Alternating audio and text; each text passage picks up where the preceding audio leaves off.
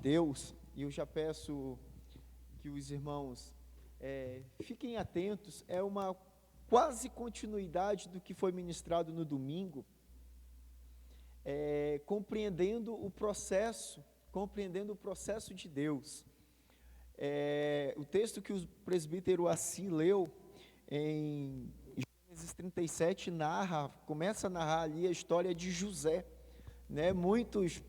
Você já ouviu inúmeras ministrações sobre José, né? Que foi vendido, injustiçado, passou por poucas e boas, e no final, daqui a pouco lá no Egito ele se torna um escravo, e de escravo, de prisioneiro, se torna o governador de todo o Egito, onde o sonho dele é realizado quando toda a família, não só a família, mas todas as nações do mundo se curvavam diante de José, porque ele era o provedor do Egito. Então, mas a gente precisa, não foi da noite para o dia, não foi no abrir e fechar de olhos, que tudo isso aconteceu na vida de José. A gente precisa compreender que quando Deus nos chama para uma obra, ou quando Ele coloca o desejo no nosso coração de fazer algo, de executar algo que é da sua vontade, existe um processo que precisa ser vivenciado por todos nós que queremos fazer algo para o Senhor, que queremos viver aquilo que é projeto de Deus para a nossa vida. E quando você pega José ele não teve um sonho do nada, e por achar bonito ser governador, ou alguém muito respeitado, uma autoridade muito respeitada, ele foi atrás disso. Não, ele teve um sonho. Na leitura que foi feita, ele tem um sonho, e a gente vai entender que esse sonho que José teve, foi uma revelação de Deus sobre a sua vida, sobre o que iria acontecer futuramente, sobre aquilo que ele seria futuramente, né, onde pessoas iriam se curvar diante dele, e isso fazia com que José viesse ter uma grande responsabilidade sobre tudo isso. Aí a gente, só voltando um pouquinho no último domingo, que nós falamos sobre Davi, Davi também, aos aproximadamente 15 anos, ele é ungido a rei, ele é ungido, é manifestado sobre a vida de Davi o propósito de Deus, mas ele se tornou rei no dia seguinte? Não, ele é ungido, ou seja, é manifestado a vontade de Deus na vida dele aos 15 anos, mas vai passar mais de 15 anos depois, aproximadamente, é que Davi se torna rei. Houve todo um processo, a gente vai ver que logo em seguida ele mata um gigante, aí ele começa e a partir dali, a partir da unção aos 15 aproximadamente, aos 15 anos, ele apenas iniciou esse processo, a vivência nesse processo, ou essa preparação para aquilo que Deus queria fazer através da vida dele fosse realizado, fosse concretizado. A gente entende, e a gente sempre fala isso, que Deus tem um propósito na vida de cada um dos irmãos que está aqui, e a gente precisa entender qual é o propósito de Deus sobre nossas vidas. E a gente já tem falado aqui, que na maioria das vezes, uma porcentagem muito alta dos cristãos, que esperam viver algo em Deus, não vive o projeto de Deus em sua plenitude, porque não estão dispostos a passar por esse processo. Aí eu pergunto para os irmãos, você quer viver, os irmãos que estão nos assistindo, você quer viver o propósito de Deus em sua vida? Amém? Amém, irmã Terezinha? Amém, Poliana? Tem toda uma vida aí, Poli. Queremos viver o propósito de Deus na nossa vida? Então precisamos estar dispostos a passar pelo processo. A gente fez um resumo aqui no último domingo. Essa mensagem está no YouTube já, né? Você pode ver essa mensagem sobre Davi, né? O processo que foi a vida de Davi. E muitas das vezes nesse processo nós desistimos. Em meio a esse processo, é o que aconteceu com Davi. Ele passa mais de 10 anos sendo fugitivo de Saul, porque Saul, sem motivo algum, movido por inveja, ciúme, quer matar Davi. E Davi, a única solução é fugir, se esconder. E Deus estava com ele enquanto ele estava fazendo isso, fugindo. Aí, em determinado momento, ele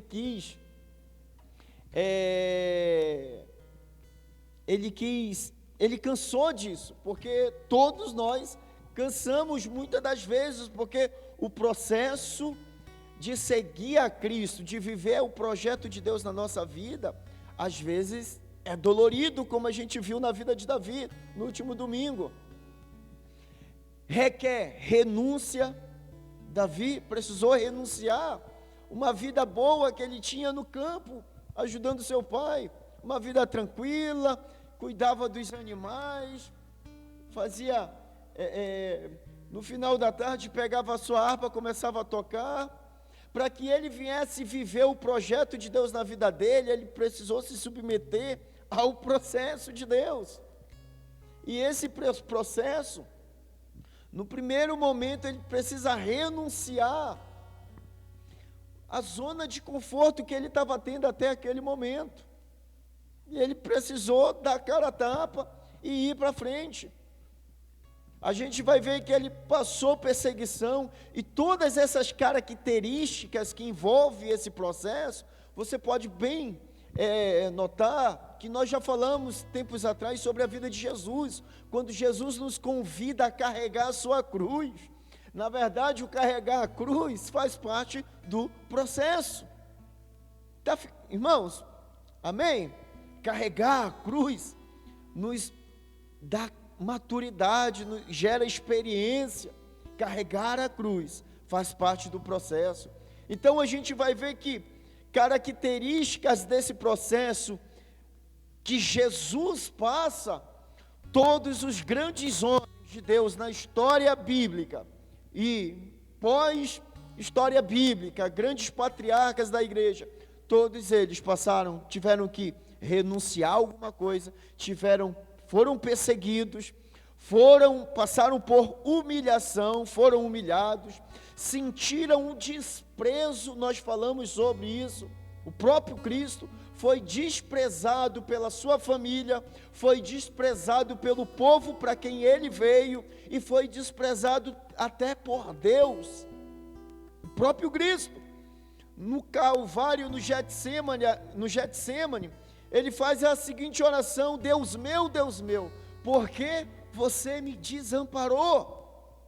Porque Jesus aqui naquele momento, ele estava absorvendo o pecado da humanidade, e o pecado nos torna inimigo de Deus, nos afasta de Deus, e Jesus ali estava absorvendo o pecado da humanidade, e Deus o despreza. Então, desprezo, dor faz parte do processo. Extrema angústia faz parte do processo. Muitas das vezes a gente idealiza por ver alguém fluindo no ministério, fluindo nos dons, ou até mesmo se desenvolvendo em uma área profissional, e muitas das vezes desejamos isso para nós, mas nós não sabemos nem pela metade o processo que essa pessoa passou.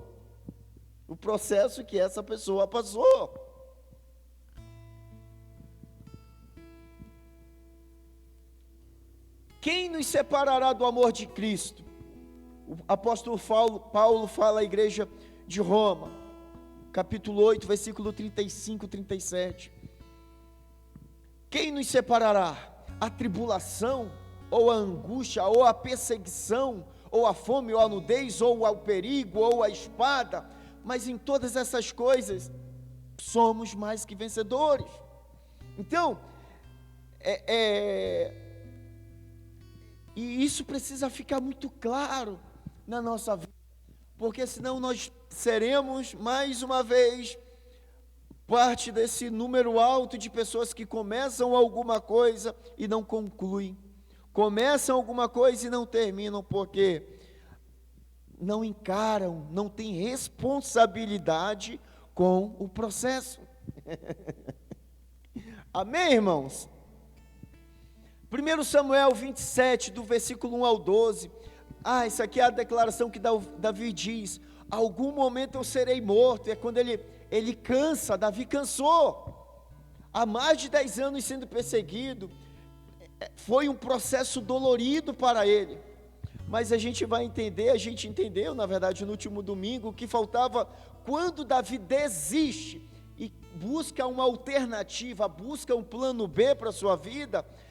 Ele está mais de 10 anos sendo perseguido, e quando ele desiste do processo, quando ele abandona esse projeto de Deus e busca uma alternativa, um plano B, faltava 1 ano e meio para ele ser abençoado. Foi quando ele vai, sem buscar a direção de Deus, ele se alia, vai morar em território filisteu. Aí você vai ver que durante um ano e meio, no final desse um ano e meio, os filisteus vão lutar contra Israel, matam Saul, matam praticamente todos os seus filhos, e Davi, logo dias depois, Davi é aclamado rei em Hebrom, sobre Judá. Passam-se 7 anos depois, ele é aclamado rei em todo Israel. Ou seja, você consegue entender? Faltava 1 ano e meio, ele já vinha, sabe aquela história? Nadou, e morreu na praia. Quase isso acontece na vida de Davi, se não fosse a misericórdia de Deus, por ele não buscar a orientação de Deus em relação àquilo que ele precisava fazer. Ele estava cansado, porque existem momentos, irmãos, que cansa, a cruz cansa, é pesada, é dor. Muitas das vezes, se você for pegar a cruz de Cristo, ela causou todo tipo de sofrimento, e Jesus nos convida a cada um carregar a sua cruz e seguir Ele. Só que existe um momento que a gente precisa dar um tempinho, mas a gente precisa levantar e continuar caminhando, porque às vezes, para algo ser desencadeado na tua vida, e acontecer aquilo que Deus planejou, aquilo que Deus projetou para a tua vida, para a tua família, falta tão pouco, como faltava para Davi, e na reta final ele abandonou. Se ele imaginasse que faltava só 1 ano e meio, ele continuaria fugindo mais 1 ano e meio, mas ele desiste, e quase, se não for, é que Davi tinha um coração, que a gente aprendeu no último domingo, diferente, né? Ele se quebrantou e ele conseguiu restituição de Deus sobre o projeto que Deus tinha em sua vida. Movido por ressentimento e perseguição, sem consultar o Senhor, ele toma essa decisão. Vamos mais para frente um pouquinho. Não rejeiteis, pois, a vossa confiança, que tem grande e avoluntário galardão. Hebreus capítulo 10, versículo 35 ao 38, não rejeiteis, pois, a vossa confiança. Onde está a nossa confiança? Ou onde deve estar a nossa confiança? No Senhor. Se Ele prometeu, se Ele te trouxe, se Ele tem te conduzido até aqui, você pode ter certeza que não vai ser diferente daqui para frente. Não rejeiteis, pois, esta confiança que até hoje você tem nesse Deus. Se eu e você somos movidos numa segunda-feira estar de joelhos dobrados aqui nessa casa, se toda sexta-feira que antecede a Santa Ceia, que é semana que vem, nós estamos aqui de joelhos dobrados. Se lá na nossa casa, nessas madrugadas, nós temos buscado ao Senhor, é porque o Espírito Santo tem despertado essa confiança em nós. Não rejeitemos esta confiança, porque necessitais de paciência, para que, depois de haverdes feito a vontade de Deus, possais alcançar a promessa. Então, qual é a vontade de Deus para que nós venhamos alcançar a promessa? Continuar com confiança. Para que nós possamos alcançar a promessa de Deus, precisamos continuar confiando. É o que o escritor aos Hebreus está nos dizendo.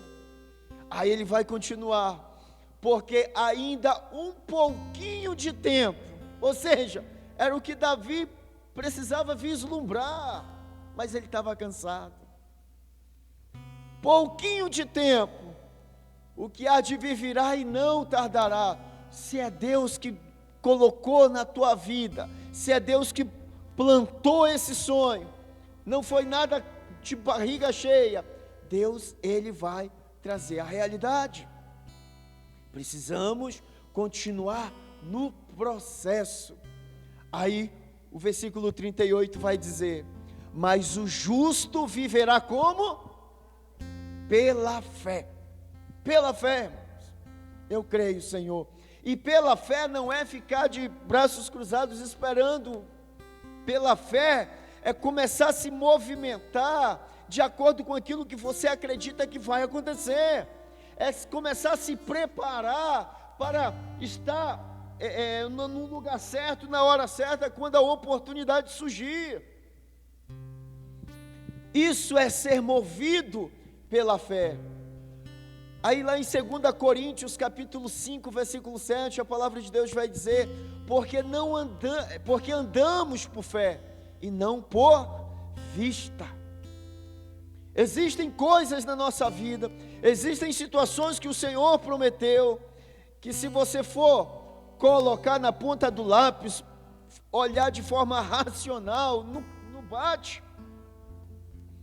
Como que Davi seria rei se Saul era o rei, continuava perseguindo ele, tinha um exército perseguindo ele, e se Saul morresse, tinha mais trocentos filhos? Como que ele ia ser rei? Mas ele continuava fugindo, se escondendo, porque não foi Samuel que prometeu isso para ele, não foi um homem, foi Deus.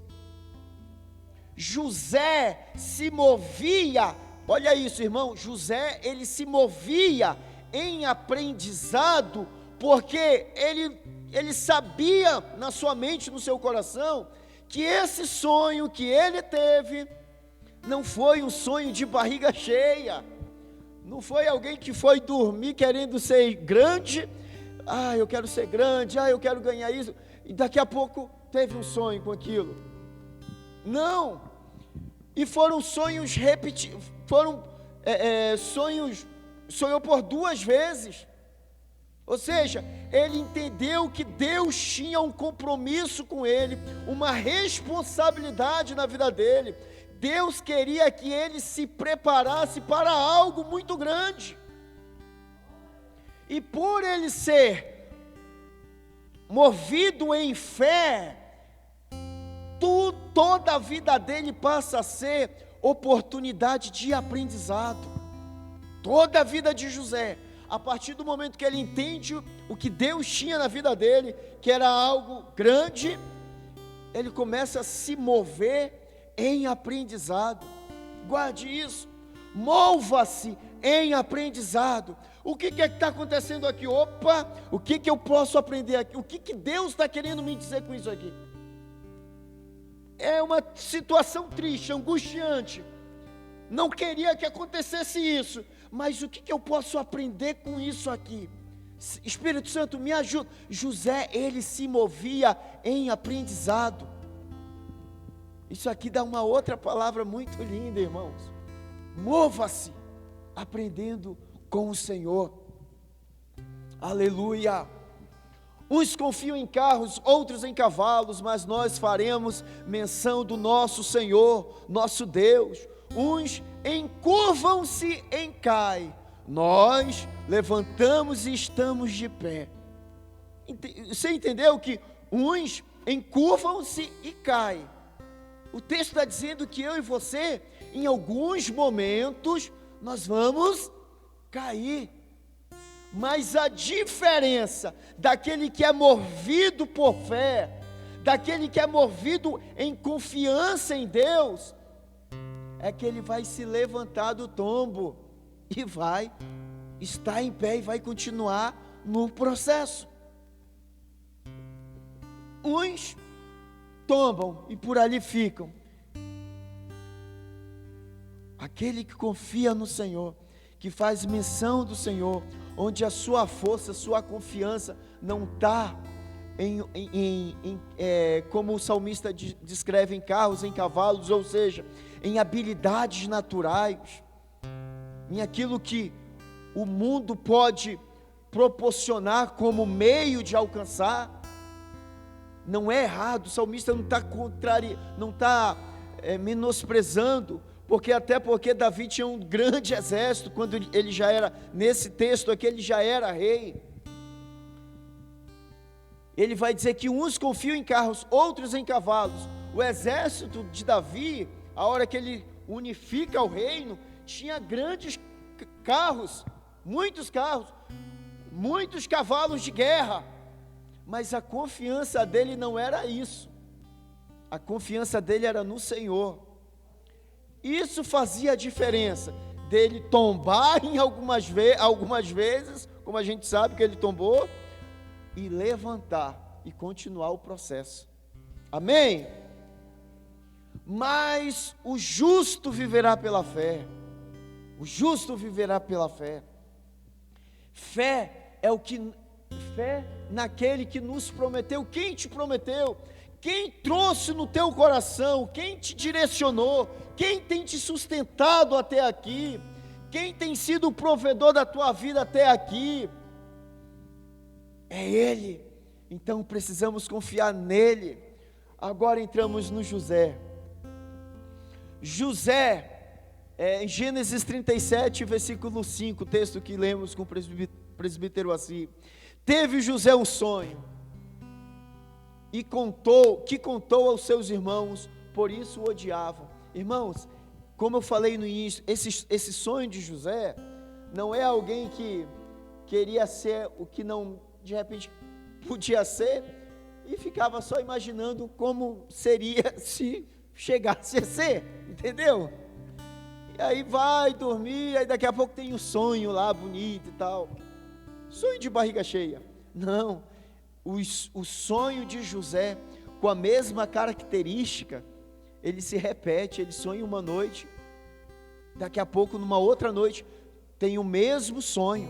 Ou seja, José, ainda jovem, 17 anos, ele entende que isso era uma mensagem, ele entende que Deus estava trazendo sobre a vida dele uma direção, uma missão, e a gente vê isso com a constatação do seu pai Jacó, quando ele vai dizer: que sonho é esse que tiveste, lá em Gênesis 37, 10 e 11, que sonho é este que tiveste?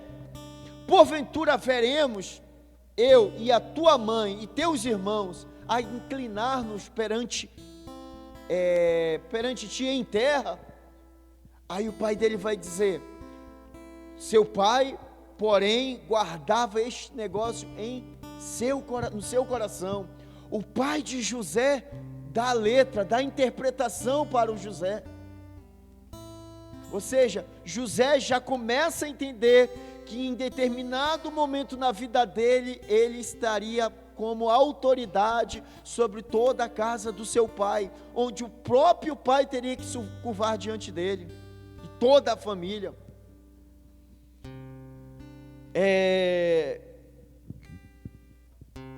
É uma grande responsabilidade quando entendemos que Deus tem um propósito na nossa vida.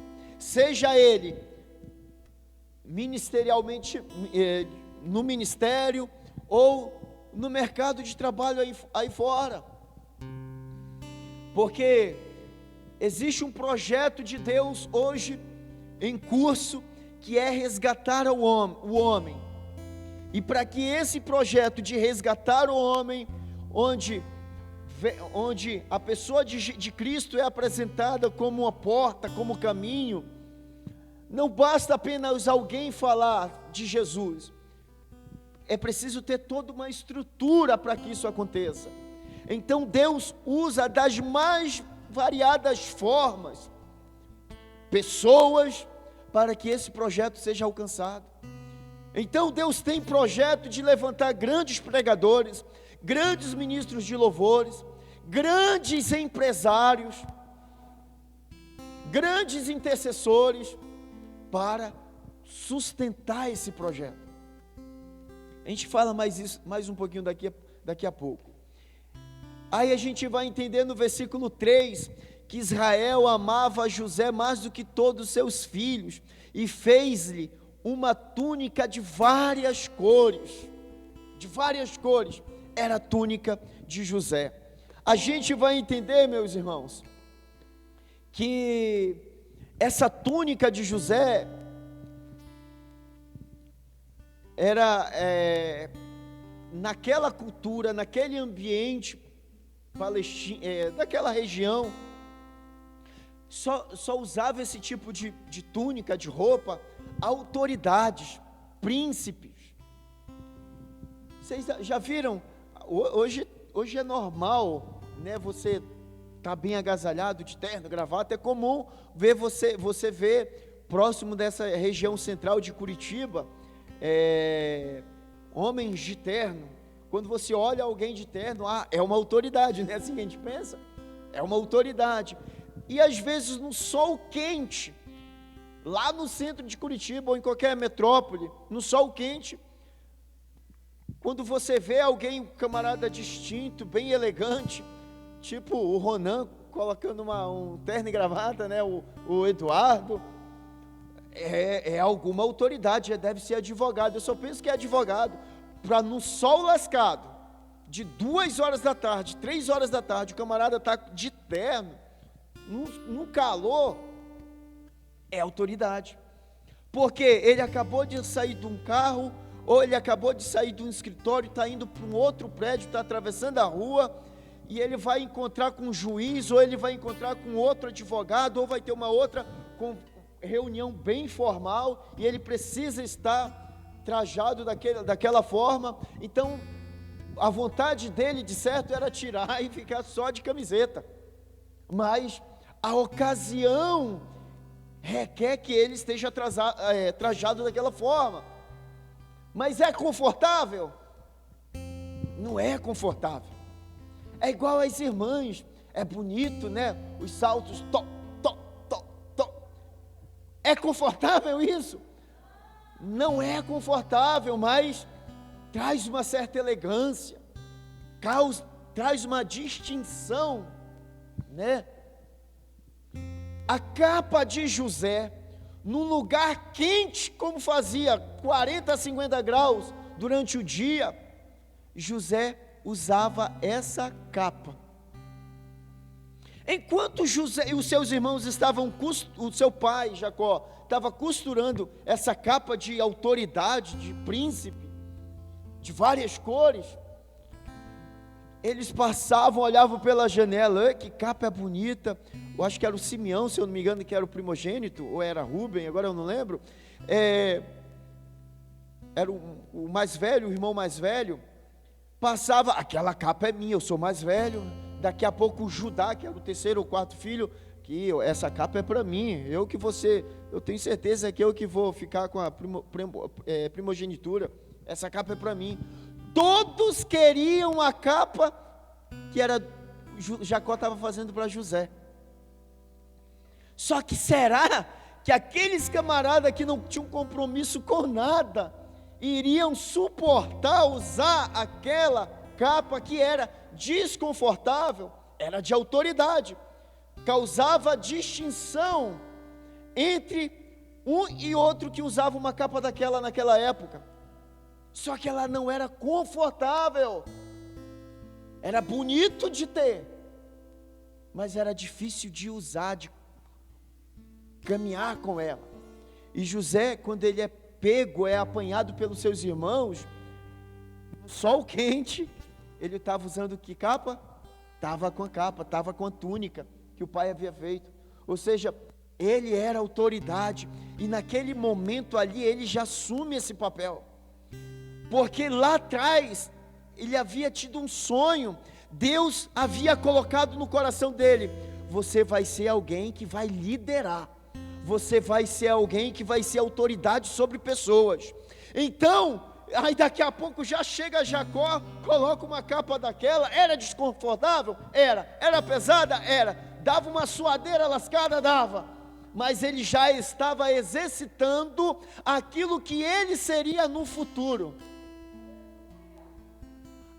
As oportunidades de liderar, de ser autoridade, ele já estava exercitando. Muitos queriam a capa, mas não queriam fazer por onde. É igual hoje, como eu acabei de falar.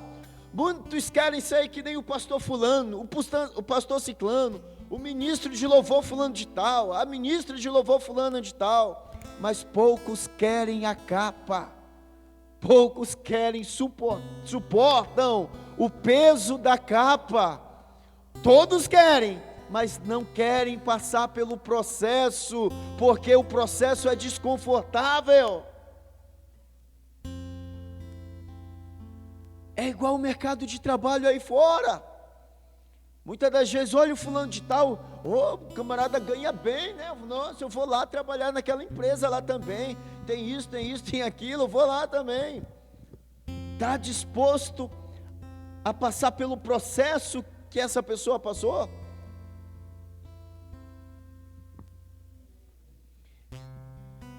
Em Hebreus capítulo 5, versículo 4, e ninguém toma para si esta honra, senão o que é chamado por Deus como Arão. Hoje é tão bonito, pastor fulano de tal, ministro fulano de tal, e bababá, bababá. E o escritor aos Hebreus já dá uma dica: ninguém toma para si essa honra. Vai encarar o processo? Está disposto a passar pelo processo? Por isso se faz necessário entender qual é o propósito de Deus para a minha vida. Isso nós ministramos dias atrás. Precisamos entender qual é o processo, qual é o propósito de Deus para a minha vida, em que área, em que ambiente que Deus quer me usar, em que dom ministerial que o Senhor quer fluir na minha vida. Preciso entender, porque senão de repente eu vou estar entrando por uma área que o Senhor não me quer ali, e eu não vou ser produtivo.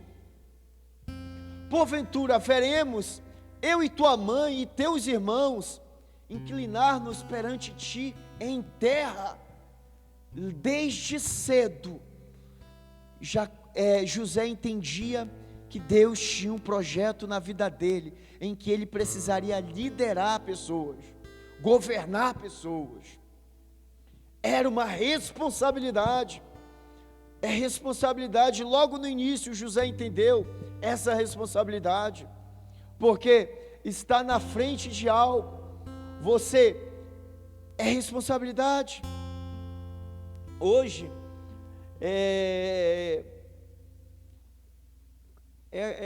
esse velho exemplo, irmãos.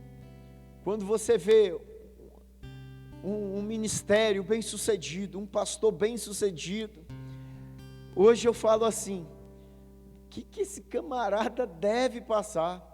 O processo que esse camarada deve passar é complicado. Quando você vê uma igreja que tem um ministério de louvor, e na hora que, meu Deus do céu, o Braz Adoração, o ministério de louvor da nossa igreja lá, da Matriz, vai ver o processo que todo esse povo passa. É um processo, a gente olha e só vê já a pessoa cancapa ali, ó, mas não entende, não faz ideia do que passa por trás. Dentro dessa capa está suado, está assado, está cheio de assadura. Quando você vê alguém bem sucedido no seu trabalho aí fora, você não faz ideia do processo que essa pessoa tem passado.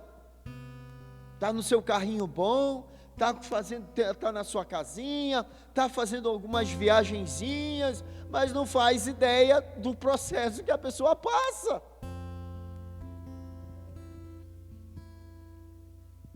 Entender o propósito, guarde isso, entender o propósito nos ajuda a ser responsável no processo. Parece um pouco, entender o propósito nos ajuda a ser responsável no processo. Quando eu entendo qual é o projeto de Deus na minha vida, de que forma que eu, Elienay, você, Poliana, Pamela, Robson, Terezinha, o Ronan, quando você entende qual é a tua contribuição, de que forma você vai contribuir com esse projeto de Deus, você passa a ser mais responsável, você passa a ter mais maturidade, que é a continuação. Sendo responsável no processo, somos conduzidos a ter maturidade, porque eu já sei de que forma que Deus vai me usar, eu sei para onde o Senhor está querendo que eu vá, eu sei para que Ele está me preparando. É o que José fez. Ele lá no início, ele entende que ele seria alguém que iria governar, que ele seria autoridade sobre pessoas, e ele começa a se mover em aprendizado, ele tem maturidade para suportar todo o processo, e olha que é vendido pelos seus irmãos, é entregue, é levado para uma feira de escravos no Egito, ele se torna servo que lavava os banheiros da casa de Potifar, mas na mente dele, ele não era só um servo ali, ele entendia que ele era uma autoridade, e ele procurou fazer da melhor maneira possível aquilo ali, ele estava se movendo em aprendizado. Daqui a pouco ele se torna o senhor da casa de Potifar, porque ele se movia em aprendizado. Ele não estava esperando ser o cara para poder dar o melhor dele. Enquanto ele fazia o serviço mais simples, ele já se posicionava como autoridade, ou seja, ele dava o melhor dele. Isso fazia ele ir crescendo, e isso gerava maturidade. Então é importante nós entendermos qual é o processo, qual é o projeto de Deus em nossa vida. Isso vai gerar maturidade para nós encararmos o processo. Maturidade para na hora que a cruz, irmã Terezinha, pesa ali, vou largar, não, Deus, Senhor, mas o Senhor tem isso e isso na minha vida. Eu vou continuar. Senhor, me ajuda. É aquele texto que a gente acabou de ler, uns encurvam-se e caem, mas nós levantamos, nós caímos, mas nós levantamos de volta e continuamos caminhando. Meus irmãos, considerem, irmãos, isso aqui é para quando a gente compreende o projeto de Deus na nossa vida, qual é a missão que Deus quer que nós venhamos fazer, o que nós precisamos. Quando a gente entende isso, eu acabei de falar, o processo, a gente passa a ser mais responsável nesse processo. Aí a gente pode ler Tiago e dar uma risada, como o apóstolo nos sugere. Olha, você está numa luta, o negócio está feio, o negócio. Olha aí, irmão Eduardo. Meus irmãos, considerem motivo de grande alegria. Você está no processo que, sabe quando dá aquelas, meu Pai amado, Aí Tiago vai dizer: considere um motivo de grande alegria você está passando por isso, porque a prova da sua fé produz perseverança. Continuação, e a perseverança, ou seja, você continuando ali, porque você sabe onde Deus vai te levar, você sabe o que Deus tem para fazer na tua vida, a partir da tua vida, a partir do exemplo da tua vida, você continua perseverante, e a perseverança deve ter ação completa, a fim de que vocês sejam maduros e íntegros, sem lhes faltar coisa alguma. Essa posição aqui, José alcança quando ele passa aquele último estágio na prisão. Quando ele, em determinado momento, ele viu uma perspectiva, criou a expectativa de sair com a saída do copeiro, passa-se mais 2 anos preso. Aí ele: Senhor, vou continuar aqui, vou continuar aprendendo, eu sou o chefe aqui, vou continuar aqui. Sou o chefe aqui do presídio, eu que coordeno tudo aqui, vou continuar aqui. Mas Senhor, olha por mim. Esse ciclo, esse processo é vivido por José, porque José era uma pessoa que se movia em aprendizado. Essa palavra, essa expressão, surgiu hoje, agora aqui. Mova-se em aprendizado. Mova-se em aprendizado. Diante de todas as circunstâncias da sua vida, mova-se em aprendizado. Guarde essa palavra de Tiago, capítulo 1, considerando motivo de grande alegria. Às vezes não dá, irmão, para rir, não dá. Às vezes é vontade de chorar e desistir, abandonar. Mas entenda que esse é o momento que você está lá caído, e o Senhor te convida a você se colocar de pé e caminhar. É com esse entendimento que José enfrentou o processo, sabendo que Deus estava no controle de tudo. Deus está no controle de tudo. Deus está no controle de tudo. Agora, pois, não vos entristeçais, nem vos pese os vossos olhos, por me haverdes vendido para cá. Esse texto aqui, de Gênesis 45, já é quando José sai da prisão, se torna governador, já se passaram os 7 anos de fartura, onde José armazena todos os grãos, e todos os povos daquela região, daquela terra, iam no Egito comprar mantimento. Acabou os mantimentos da família de José também, e os 10 filhos foram até o Egito comprar comida. E quando eles têm a revelação, o entendimento, que era José que era o governador de tudo aquilo ali, eles lembram do sonho que José teve, eles lembram de tudo que eles fizeram, e eles ficam com medo, porque José agora é uma autoridade que tinha o poder de tirar suas vidas, e eles estavam ali, de joelhos dobrados diante de José. Aí José, você acha que José está aqui, todos os 10 de joelhos dobrados diante de José. Cambada. Aí José foi lá, traz aquele sonzinho lá, toca aquele hinozinho bonito lá. É isso que José fez? Isso aí só esse cristianismo triunfalista barato, que alimenta o ego, a alma, de pessoas que não querem ter compromisso com o processo. Quando José vê os irmãos naquele estado, ei, levantem, vocês não estão correndo perigo. Aí ele diz: não vos entristeçais, nem vos pese aos vossos olhos por haverdes vendido para cá. Olha o que ele diz agora, irmãos, olha o que o José diz. Isso revela que José tinha um entendimento do projeto de Deus na vida dele, e que ele precisaria passar pelo processo,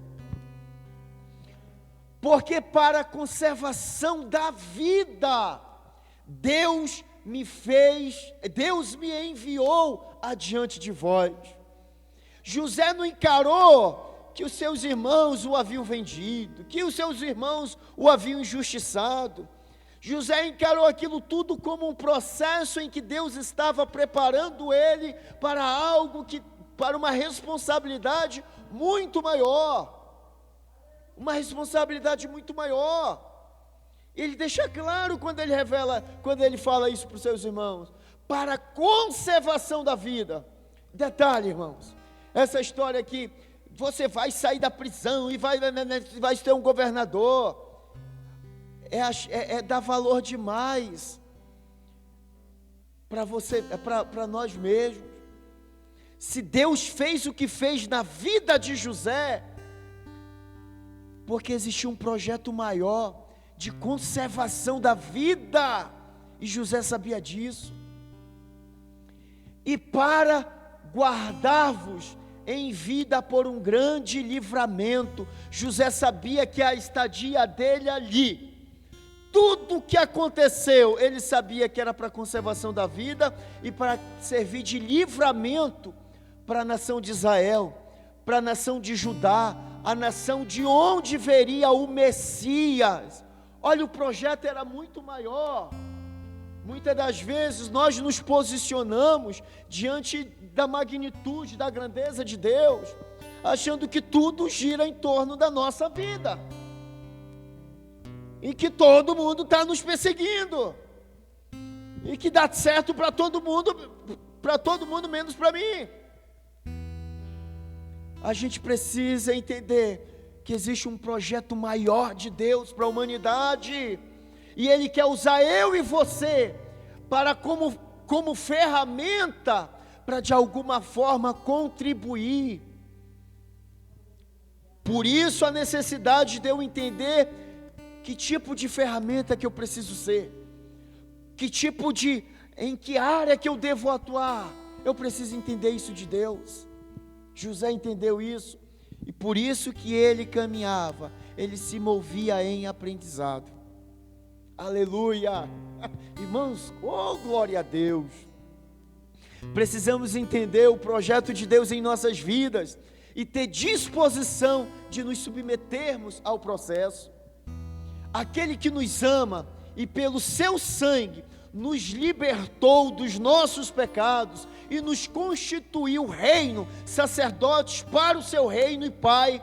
Ele é a glória e o domínio pelos séculos dos séculos. Ele nos libertou dos nossos pecados. Ele nos constituiu como autoridade desse reino. Eu preciso compreender qual é a minha parte, qual é a minha contribuição nesse reino. Neste reino, eu e você já identificamos qual é o nosso papel? Então, convocando a multidão e juntamente os seus discípulos, disse-lhe: se alguém quer vir após mim, negue, a si mesmo se negue, tome a sua cruz e siga-me. O Senhor te chamou para algo, o Senhor te resgatou, te tornou autoridade. Todos nós temos um projeto de Deus em nossas vidas, e nós precisamos identificar qual é esse projeto. Aí a gente vai ver que no cristianismo, nesse novo reino que foi inaugurado por Cristo, existe um processo que deve ser seguido por nós, e esse processo começa a negar a si mesmo, tomar a cruz e seguir Jesus. Aí a gente volta a dizer que o processo é difícil, por isso que se faz necessário entender qual é a minha parte nesse reino. Aleluia. O propósito final da vida de José não era ele ser governador e ter uma vida boa no Egito, porque na maioria das pregações a gente se prende a isso, a gente vê isso. O escravo que se tornou governador, da mesma forma Deus vai fazer contigo. Você que está sendo humilhado, você que está sendo pisoteado, Deus vai te levantar, as pessoas vão te aplaudir, você vai ganhar um troféu, você vai estar num palco, as pessoas... No cristianismo não existe nada disso.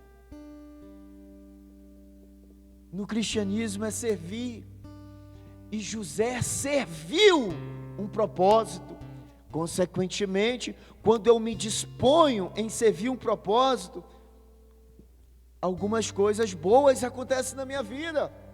José se dispôs a passar pelo processo. O que aconteceu? Ele se tornou um governador. Ele tinha uma casa boa no Egito. Ele tinha uma carroça lá muito das boas, com os assentos almofadados, uns cavalos bonitos puxando, cheios de empregado. Mas ele se submeteu a um processo. Quando nós nos submetemos ao processo, irmãos, para viver o projeto de Deus na nossa vida, aquilo que Deus quer que eu venha contribuir com o seu reino, Ele vai nos preparar, Ele vai nos ajudar. Como eu falei, se é para você tem um texto, para você ser um pastor, o Senhor vai te dar ferramentas, Ele vai te abençoar. Se é para você ser um grande evangelista, Ele vai ministrar esse dom sobre tua vida. Se é para você ser um grande empresário que vai abençoar o pastor, o evangelista, o missionário e as obras que a igreja faz, o Senhor vai abrir a porta, vai abençoar a empresa, vai te abrir um emprego diferente. Ele vai abençoar. Porque assim como José lá no campo, ele foi identificado como alguém que poderia ser usado, porque ele já, lá atrás, ele já assumia a responsabilidade de autoridade. Enquanto os irmãos não queriam a capa, mas não tinham disposição de colocar a capa, José coloca a capa e não tirava a capa. E Deus olhando aquilo, opa, naquele ano tal, lá na frente vai ter uma fome, eu preciso de alguém, de alguém que seja capaz de governar tudo isso. Mas eu preciso cadê? Quem que eu posso olhar aqui nos filhos de Jacó? Aquele mocinho ali, ó, desde cedo já assume autoridade, já assume aquilo que ele é aquele ali que eu vou abençoar. O propósito final era a salvação de um povo. Quando, irmãos, para a gente finalizar, hoje eu não vou me prolongar, a gente tem mais slides aí, mas a gente acha que o propósito final de tudo aquilo ali era para o José, escravo, virar governador, e a gente tem essa história toda bonita aí, que os pregadores amam. Pregador, eu sou, pela misericórdia de Deus, a gente tem, o Espírito Santo nos constituiu pastor nesse lugar, mas quando esse texto é pregado por um bom pregador, é uma história linda que é contada, de alguém que era escravo, foi injustiçado, vendido pelo irmão e se torna governador. Deus vai fazer assim com você. Só que a história macro, a história maior, não é esse escravo que se torna governador, é alguém que Deus escolhe, capacita pelo processo, se torna uma autoridade importante, que seria usada por Deus como uma ferramenta para socorrer toda uma nação de uma grande fome que iria acontecer, porque a partir dessa nação iria vir um Messias. Esse Messias era uma promessa de Deus a Abraão, dizendo: em ti todas as famílias da terra serão abençoadas, serão benditas. Uma promessa macro ainda, maior ainda. Lá atrás, quando Eva e Adão caem, existe uma profecia que é liberada: da semente da mulher levantarei alguém. Ou seja, o Messias já era aguardado. Está entendendo?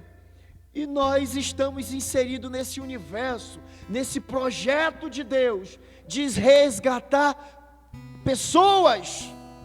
Esse é o projeto de Deus, resgatar pessoas. E de que forma eu posso ajudar? Que instrumento eu posso ser para resgatar pessoas?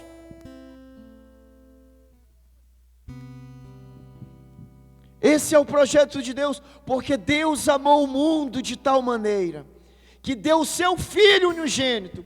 Se José não é levantado lá no Egito, a nação de Israel seria extinta.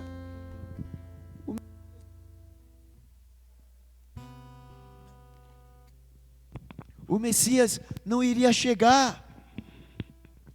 Então, precisamos entender onde estamos inseridos nesse projeto maior de Deus para as nossas vidas. Precisamos entender, e nós ficamos por aqui hoje. Amém? Glória a Deus! Existe um projeto maior, que quando nós nos dispomos em passar pelo processo, consequentemente, irmãos, nós somos abençoados, porque esse processo gerará capacitação. Se é para você ser um ministro do Evangelho, um ministro do louvor, Deus vai te capacitar. Se é para você ser usado na área da cura, da libertação, Deus vai te capacitar. Nós vamos, na continuação dessa mensagem, nós vamos ver isso. Se é para você ser usado como um grande patrocinador desse projeto, Deus vai te abençoar, Deus vai abrir a porta. Não esqueça do projeto maior. Nós servimos um projeto maior. E qual é esse projeto maior? Resgatar pessoas. Resgatar pessoas. Se coloque de pé em nome de Jesus, que o Senhor Jesus te abençoe, que o Espírito Santo de Deus te faça entender essas verdades bíblicas que nessa noite foram ministradas em nome de Jesus.